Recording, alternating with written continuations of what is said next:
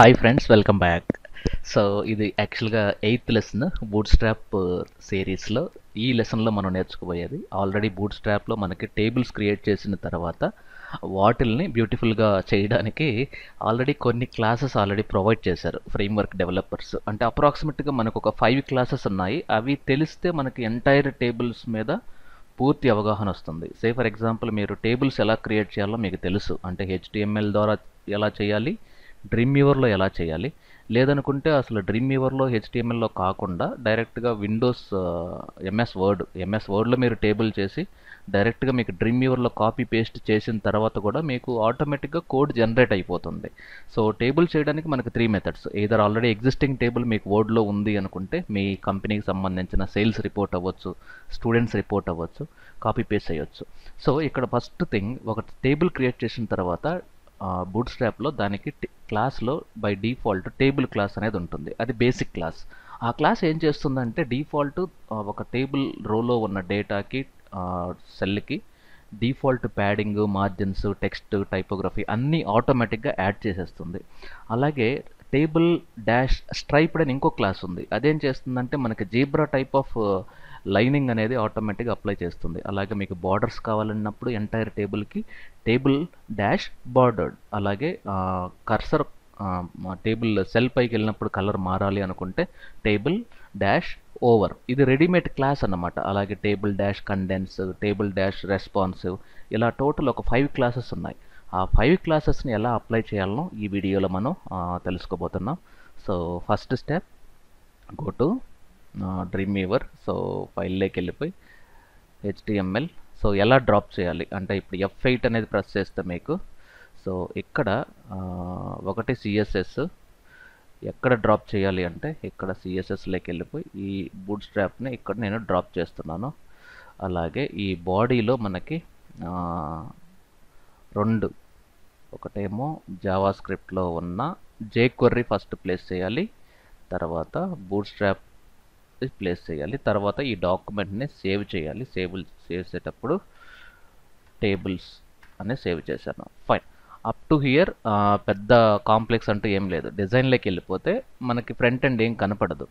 So ఇప్పుడు మనం ఏం చేద్దామంటే ఇన్సర్ట్లోకి వెళ్ళిపోయి టేబుల్ అనేది క్లిక్ చేస్తే ఎన్ని రోస్ కావాలి, ఎన్ని కాలమ్స్ కావాలి. ఫర్ ఎగ్జాంపుల్ నేను 4 రోస్ లేదంటే 3 rows, student name, marks, email address, college name, 4 rows తీసుకుందాం. 4x4 ఎంత కావాలి ప్యాడింగ్. ఫర్ ఎగ్జాంపుల్ నాకు ఇది ఒక 700 తీసుకుంటున్నాను.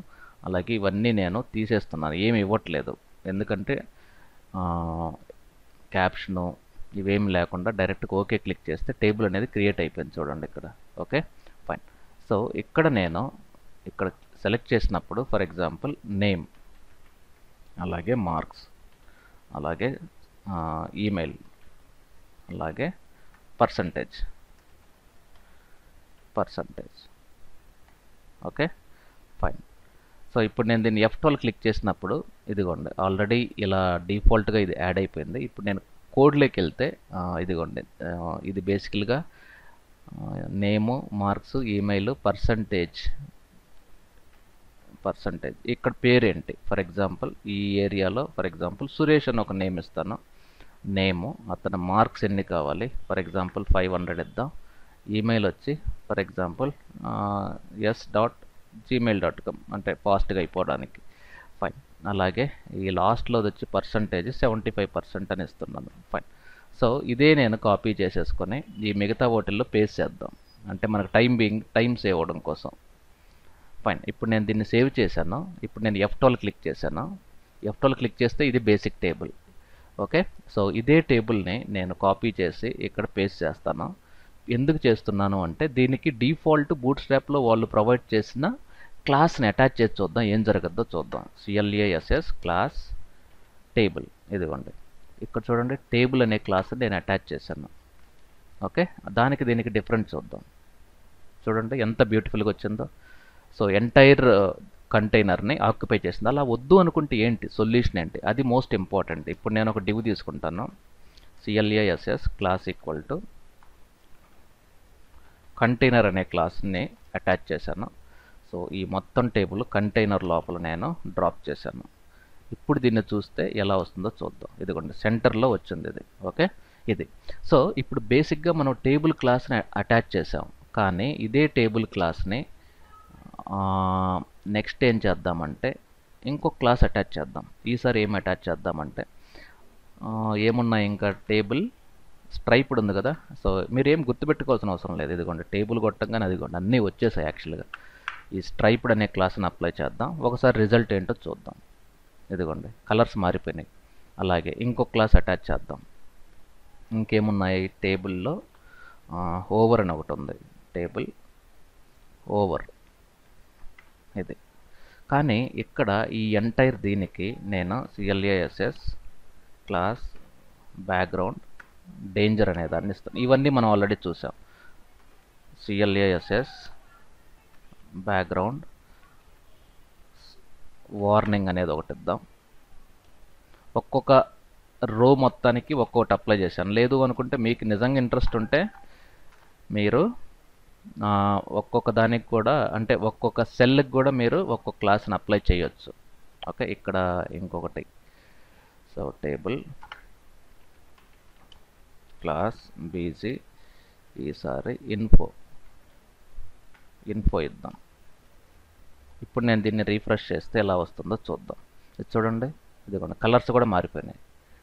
ఓకే, సో ఇది బేసిక్ టేబుల్. అలా మీరు ఎంత డేటా అయితే మీరు టైప్ చేస్తారో, సే ఫర్ ఎగ్జాంపుల్ నేను ఈ మొత్తాన్ని మళ్ళీ తీసుకొని కాపీ పేస్ట్, దీన్ని ఇప్పుడు మళ్ళీ నేను రీఫ్రెష్ చేశాను అనుకోండి, ఈ టేబుల్ అనేది ఆటోమేటిక్గా జనరేట్ అవుతుంది. ఇది మీరు రెస్పాన్సివ్ కూడా అవుతుంది. ఇది చూడండి, రెస్పాన్సివ్ ప్లస్ ఇక్కడ ఇంకా కొన్ని క్లాసెస్ ఉన్నాయి మనకి. అంటే టేబుల్ బార్డర్డ్ అనేది ఇవ్వలేదు, మనం టేబుల్ బార్డర్డ్ ఇవ్వలేదు. ఒకసారి అది కూడా ఇద్దాం, టేబుల్ బార్డర్డ్ ఒక క్లాసు. అలాగే ఇంకా ఇది రెస్పాన్సివ్ లెక్క కావాలనుకుంటే టేబుల్ అండర్స్కోర్ రెస్పాన్సివ్. ఇవన్నీ క్లాసెస్ ఒకే టేబుల్కి అసైన్ చేశాను. సో ఇప్పుడు మనం దీన్ని రీఫ్రెష్ చేస్తే ఇది చూడండి, ఇది ఎంత బ్యూటిఫుల్. అంటే కొంచెం కంట్రోల్ ప్లస్ చేస్తే మీకు ఈజీగా తెలుస్తుంది. ఇది చూడండి, కర్సర్స్ మారుతుంది. కర్సర్ ప్లే చేసినప్పుడు, అదే కర్సర్ మూవ్ చేసినప్పుడు నీట్ బార్డర్ వచ్చింది, స్టైలింగ్ వచ్చింది. ఇది చాలా బ్యూటిఫుల్గా ఉంది మన కంటెంట్ని డిస్ప్లే చేయడానికి. So this is all about table classes. మళ్ళీ ఒక్కసారి మనం రీక్యాప్ చేస్తే దీనికి బేసిక్గా టేబుల్ అనేది ఒక క్లాస్ ఉంది, అలాగే స్ట్రైప్డ్ ఒక క్లాసు, అలాగే బార్డర్డ్ అనే క్లాస్ ఉంది, ఓవర్ అనే క్లాస్ ఉంది, కండెన్స్ ఉంది. సో కండెన్స్లో ఏంటంటే active, success, info, warning, BG ఇవన్నీ మీరు టెక్స్ట్కి అప్లై చేయొచ్చు, బ్యాక్గ్రౌండ్స్కి అప్లై చేయొచ్చు. కానీ ఈ ఎగ్జాంపుల్లో నేను బ్యాక్గ్రౌండ్స్ కలర్స్ పైన అప్లై చేశాను. ఈవెన్ ఈ స్టూడెంట్ నేమ్స్ ఈ సెక్షన్కి మీకు కలర్స్ మారాలి పెట్టుకోవచ్చు. ఓకే, టెక్స్ట్ ఐఫన్ డేంజర్, దీనికి text ఐఫర్ warning, text hyphen success, అట్లా ఇస్తే ఈ పర్సంటేజ్ ఒక కలరు, ఇదొక కలరు, ఇదొక కలరు, ఇదొక కలర్ వస్తుంది. సో లాస్ట్లో మీకు రెస్పాన్సివ్ అనేది కూడా ఒకటి ఇచ్చాము, ఎందుకంటే సో ఇది రెస్పాన్సివ్ నేచర్ లెక్క కావాలి కాబట్టి. ఇదిగోండి, ఇది షింక్ అయ్యే కొందే మీకు టేబుల్ కూడా షింక్ అవుతుంది. Fine, this is all about table classes in bootstrap. So thank you very much, stay tune, have a great day.